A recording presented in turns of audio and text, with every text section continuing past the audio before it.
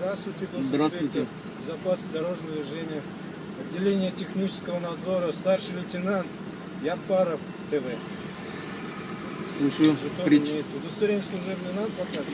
Нет, не вы обязательно. нарушаете пункт правил 231 ПДД. То есть вы, как водитель транспортного средства, перед выездом должны были проверить исправность своего транспортного средства.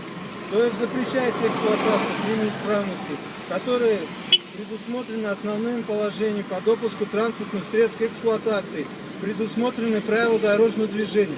Постановлением правительства номер 720 технический регламент о безопасности колесных транспортных средств. Имеется прибор для замерки светопропускаемости ваших стекол. Сейчас произведем замер.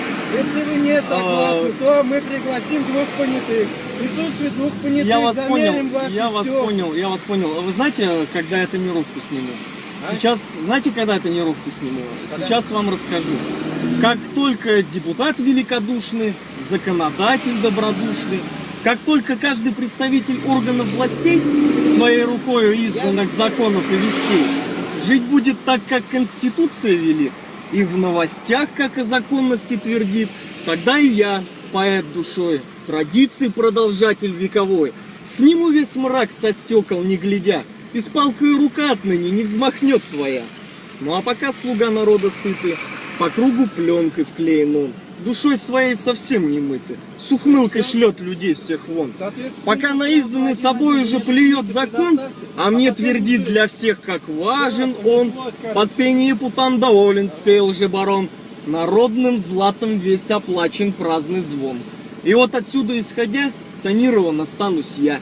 И можешь мне сказать, что нужно всем себя начать.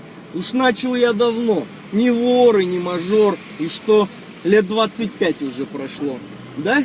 Попробовать ты можешь номера забрать и пленку со стекла содрать. Ведь ты в неволе, и кандалы ты на себя одел. Увы, ты сам так захотел. А я свободен, словно птица, и волен в небе я летать. И невозможно на цепи неволи птицу выше не достать. Все? У вас поэма закончилась? Вы в соответствии с